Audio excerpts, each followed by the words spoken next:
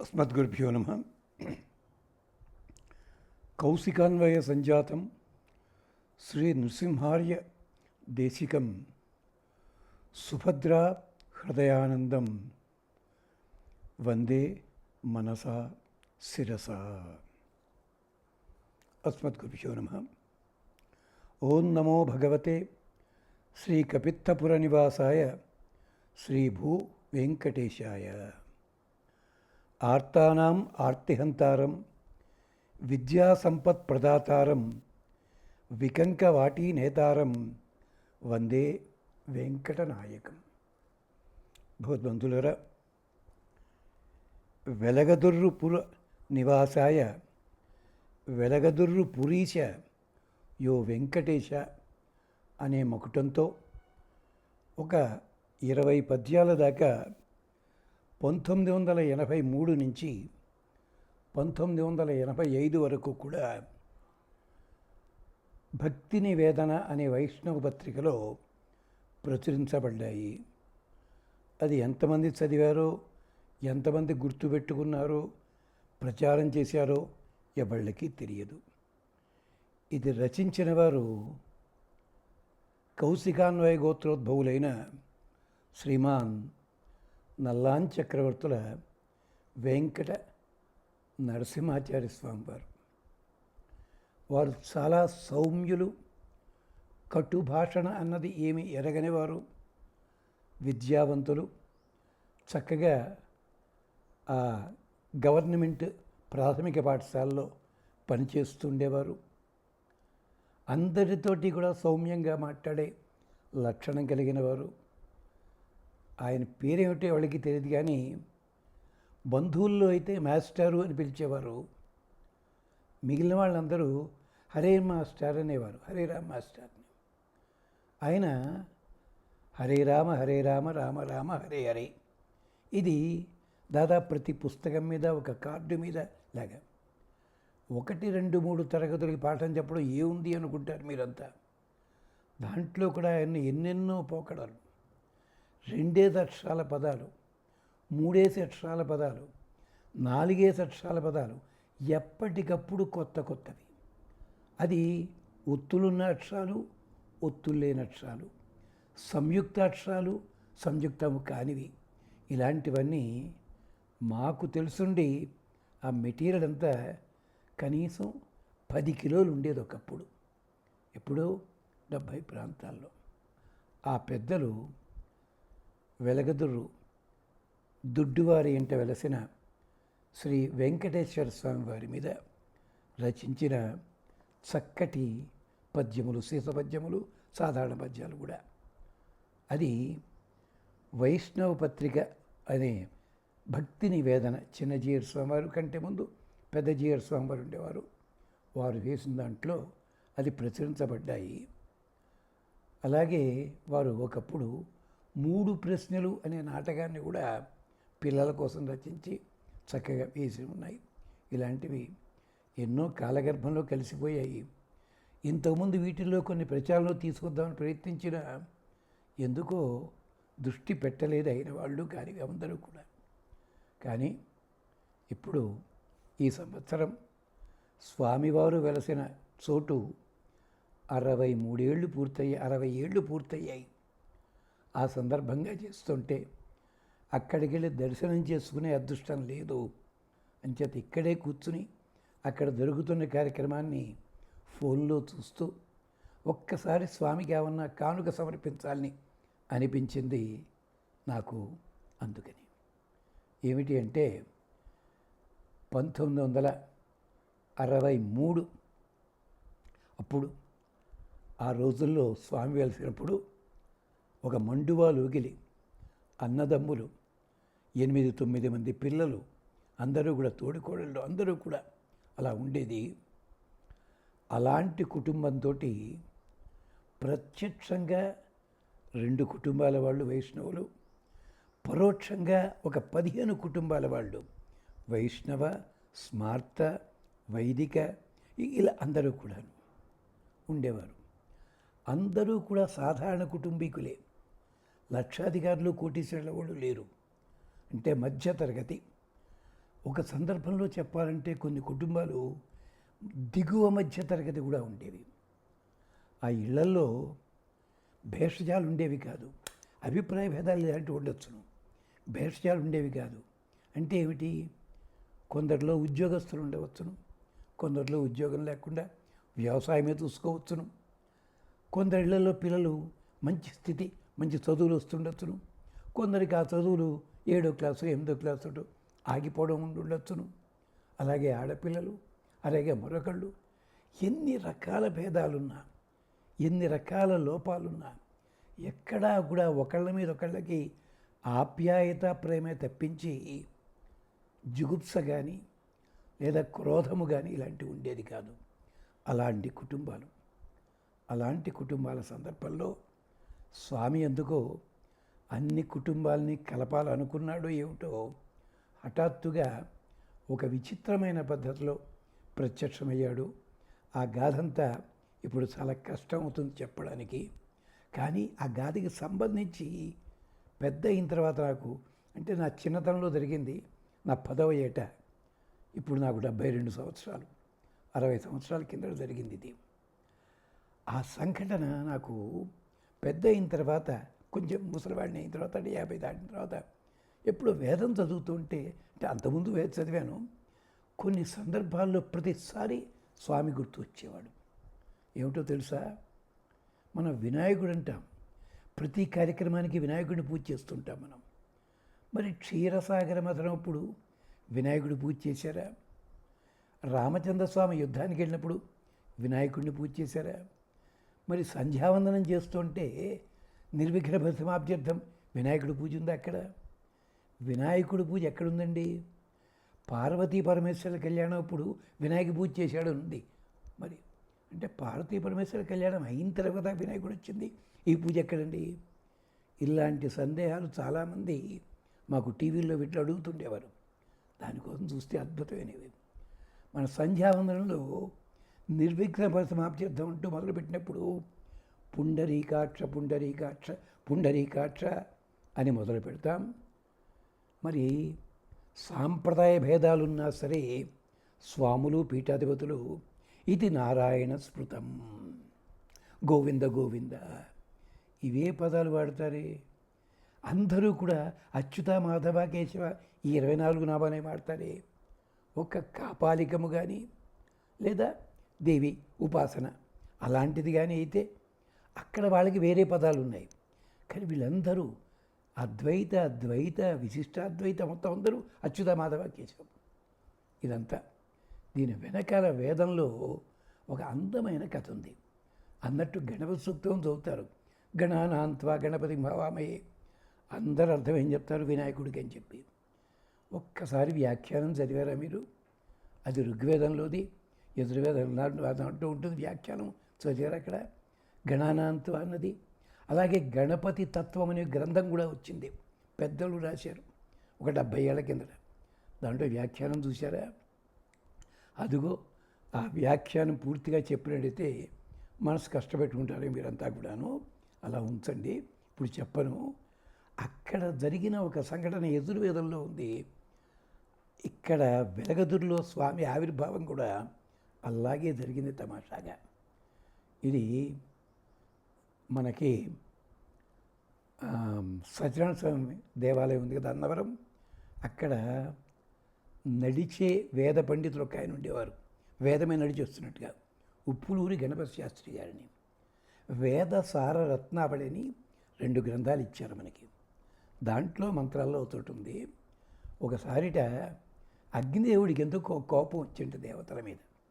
ఎంచేతంటే అందరి హవిస్సులు అగ్ని తీసుకుంటాడు, దేవతలకు అప్పచెప్తాడు. అగ్నిమోహన్ ఎవడు హవిస్సులు పెట్టలే, షేరు పెట్టలేట పాపం. అందుకని అగ్ని యజ్ఞాయ అతిష్టమాన దేవేభ్యో నిలాయత, ఉన్నట్టుండి దేవత నుంచి పారిపోయాడు. ఎలా పారిపోయాడు? ఆకూ రూపం కృత్వా ప్రవేశయన్, ఎలక రూపం పందికొక్కు రూపాన్ని ధరించి భూమిని దొల్చుకుంటూ వెళ్ళిపోయాట. వీళ్ళంతా వెళ్ళి బాబు బాబు బాబు అని చెప్పి పట్టుకుని బయటికి తీసుకొస్తే అప్పుడు అగ్ని అన్నట్ట, యజ్ఞం చేసే ముందు నాకు ఆరాధన చేయండి. అదేమిటయ్యా మరి యజ్ఞానికి పద్ధతి ఉంటుంది, అగ్నికి ఆరాధన ఎలా చేస్తాం, అగ్ని ఆదానం చేస్తాం కదా అన్నట్టు. కాదు, ఓ పని చేయండి. యజ్ఞవేదిక నిర్మించేటప్పుడు పందికొక్కు ఎలక తవ్విన కన్నం మట్టి ఉంటుంది, ఆ మట్టితోటే యజ్ఞవేదిక నిర్మించండి. తరువాత మళ్ళీ అలాగే అడవి పంది తవ్విన మట్టి లేదు పాము పుట్ట మట్టితోటి యజ్ఞం చెయ్యండి, అప్పుడు నాకు ఆరాధన చేసినట్టే. ఆయన ఏ రూపం ధరించి వెళ్ళాడండి? ఎలక రూపాన్ని. ఓ భక్తుడున్నాడు, నాకు ఆ వేషం ఎందుకు కట్టాడు? మూషికాసురుడు. ఎందుకు? వాడు తెలివితేటలు చూడండి, నా చీర లోక ప్రసిద్ధం కావాలన్నాడు. అంటే వినాయకునికి సంబంధమై మూషికాసురుడు వాహనమయ్యాడు. ఇన్ని కథలు ఉన్నాయి. అలాగా. అంతేకాదు, ఇప్పుడు అసలు కథకు వస్తున్నాను. చిన్నపిల్లలు ఆడుకుంటుంటే దంతాలు పడిపోతే, ఇప్పుడు రోజులు కాదు వెనకటి రోజుల్లో, ఎలక్కన్నలు భార్యరా అబ్బాయి అనేవారు. ఎలక్కన్న భార్యడం దేనికండి అంటే, మళ్ళీ వచ్చే దంతము ఆ లోపల ఉండే అగ్ని స్వరూపంగా బలంగా ఎదుగుతుంది, రెండోసారి పడదు ముసలితనం వచ్చేదాకాను. అందుకని చెప్పి, ఎందుకంటే ఐతరేయ ఉపనిషత్తు చెప్పింది, మన నాలిక మీద నోటి లోపల ఉన్నది ఎవరో తెలుసురా?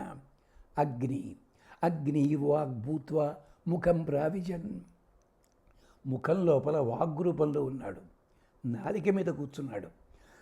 అందుకని నాలిక రెండు పనులు చేస్తుంది, అనుట తినుట. తినడం జాగ్రత్తగా ఉండు, నీ ఆరోగ్యం బాగుంటుంది. అనడం జాగ్రత్తగాను, ఊరంతా బాగుంటుంది, నీకు క్షేమం కలుగుతుంది. అదిగో ఆ ఎలక కన్నంలో మట్టి కూడా అంత విశేషం. మనకి 60 ప్రాంతాల్లో 63 ఆ ప్రాంతాల్లో వెంకటేశ్వర స్వామి 3 ప్రత్యక్ష కుటుంబాలని 15 పరోక్ష కుటుంబాలని కాదు, ఊరు మొత్తాన్ని కూడా ఒకతోటికి చేర్చాలని సంకల్పించుకున్నాడో ఏమిటో, అలాగే వెలసి వచ్చాడు ఎలుక కన్నము మట్టిలోంచి. అప్పట్లో సిమెంట్ బిల్డింగులు కాదు కదా, మట్టితోటి కట్టిన ఇళ్ళే ఉండేవి. పెద్ద పెద్ద భవంతులు అంటే 4 ఇళ్ళ చావిళ్ళు. ఆ మట్టి కూడా ఎంత వెడల్పు ఉండేది తెలుసునా? ఇప్పుడు కట్టడం ఎవడికి చేత కాదు. అప్పట్లో పాత ఇళ్ళు కూల్చినప్పుడు ఆ మట్టి గోడని పాటి మట్టి అని అమ్ముతుండేవారు. ఆ మట్టి గోడ కూల్చి మళ్ళీ చేయడానికే 15-20 రోజులు పట్టేది. పెద్ద పెద్ద ఇవన్నీ పట్టుకొచ్చా, ట్రాక్టర్లు పట్టుకొచ్చినా కూడా. అంత వెడల్పాటి గోడలవి.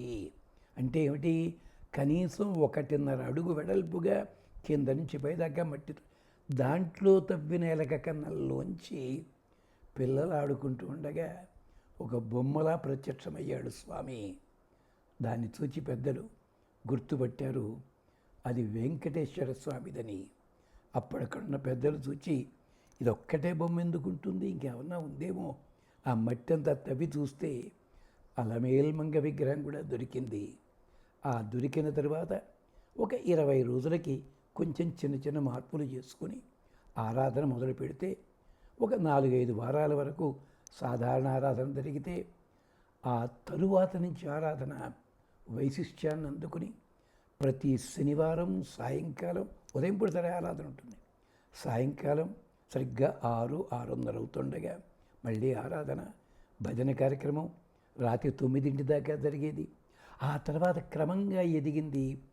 ప్రతి శనివారం కూడా రాత్రి 1 గంట దాకా కూడా భజనలు జరిగేవి, ప్రసాదాలు, తీర్థాలు. ఇలాగా ఒక 15-20 మందితోటి, ప్రేక్షకులతోటి, వీక్షకులతోటి, భక్తులతోటి ప్రారంభమైంది. క్రమంగా ఒక 1.5 ఏడాది తిరగకుండా ఆ సమయం లోపల ఆ రోడ్డు మించి వెళ్ళడానికి కూడా వాహనాలు ఆలోచించేవారు. ఇక్కడ భజన జరుగుతోంది, మన ఇబ్బంది పెట్టకూడదని చెప్పి వేరేలా పెడుతుండేవారు వాళ్ళు. అలాగా కనీసం 300 మందితోటి కార్యక్రమాలు జరిగి అలా పెడతాయి. అంతేకాదు, ఇంకో చిత్రం చెప్పాలి. అందరూ మధ్యతరగతి వాళ్ళు అన్నాం కదా. ప్రతి మధ్యతరగతి ఇంటిలో ఏదో ఒక సమస్య, ఏదో ఒక లోపము, ఏదో ఒకటి ఉంది. కానీ పరమాత్మ అనుగ్రహం చేత దాదాపు అందరి ఇళ్లల్లోనూ, ఇందాక చెప్పుకున్నట్టుగా అందరి ఇళ్లల్లోనూ, అంతేకాదు అది దర్శనం చేసుకోవడానికి వచ్చిన వాళ్ళ వేరే ఊళ్ళ ఇళ్లల్లో కూడా మాకు ఈ సమస్య ఉందని మనసులో అనుకుంటే చాలు, అక్కడ చెప్పక్కర్లేదు. వాళ్ళందరి సమస్యలు కూడా తీరిపోయి 10 మందినందరినీ కూడా కలిపి కట్టి చివరికి వెలగదుర్లో దొడ్డివారింట వెంకటేశ్వర స్వామి వెలిశాడు. చాలా గొప్పగా ఉందా భజన కార్యక్రమం అంటూ చెప్పుకునేంత బాగా ఎదిగింది. అందరికీ సమస్యలు తీరాయి. సాధారణ విద్యార్థుల్లా ఉన్నవాళ్ళు కూడా మంచి విద్యార్థులయ్యి ఉన్నత స్థానాలకి వెళ్ళారు.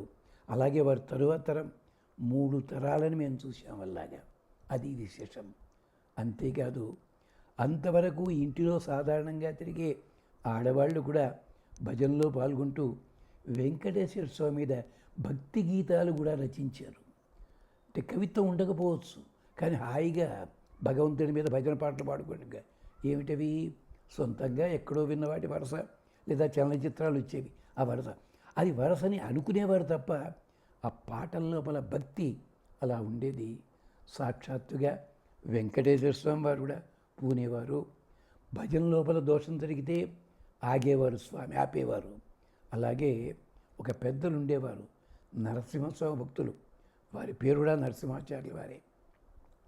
వారు కూడా ఎక్కడో రాజమండ్రి అవతల నుంచి వచ్చి కార్యక్రమంలో ఉంటూ, ఒకసారి పక్క ఊళ్ళో తాడిపట్టులో ఉంటూ వచ్చి చేసి ఇలా ఎంతమంది ఎదిగేలా చేశాడు స్వామి. అలాంటి స్వామి సన్నిధిలోనే ఈ కుర్రాడు తన 15వ ఏట మొదటి ఉపన్యాసం ఇచ్చాడు. ఎప్పుడది?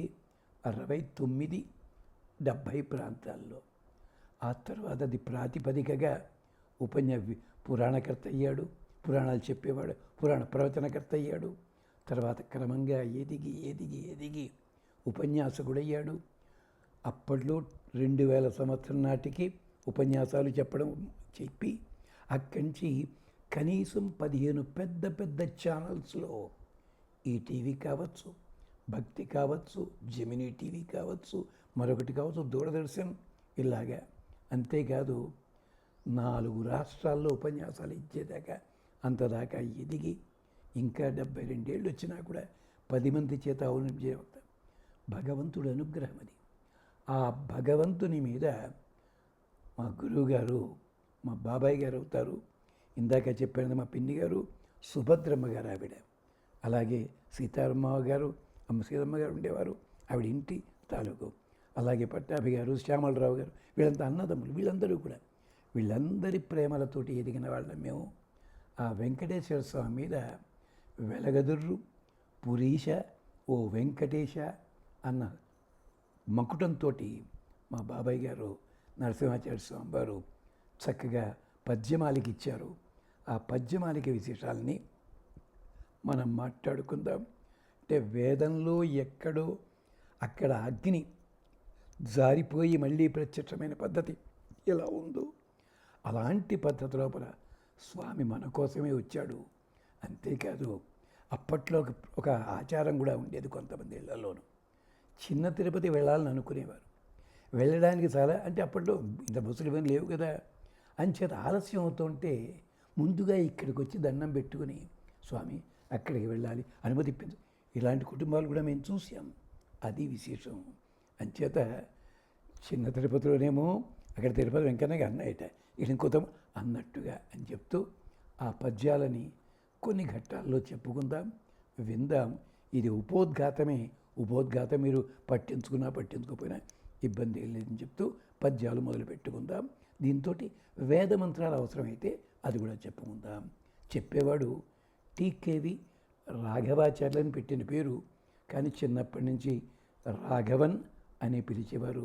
అలాగే వెలగదుర్లో రాజారావు మాస్టర్ ఉండేవారు, అలాగే రాజుగారు ఉండేవారు, చిన్నరాజు గారు, పెద్దరాజు గారు, వీళ్ళంతా భక్తి పాటల్లో పరవశులై గానం చేసేవారు వీళ్ళందరూ కూడా. అలాంటి వాళ్ళందరి మధ్య కూడా ఎదిగిన వాడిని. అలాంటిది పెద్దలు శ్యామలరావు గారు కానీ, పట్టాభి గారు కానీ, వీళ్ళందరూ కూడా ప్రేమ పడేవారు. ఎక్కడో పక్క ఊరి పిల్లాడు కాదు, మన పిల్లాడు అన్నట్టుగా. అలాంటి ప్రేమని మనస్సులో పెట్టుకుని ఒక్కసారి స్వామివారి వైభవాన్ని చెప్పుకునే ప్రయత్నం చేద్దాం. స్వస్తి.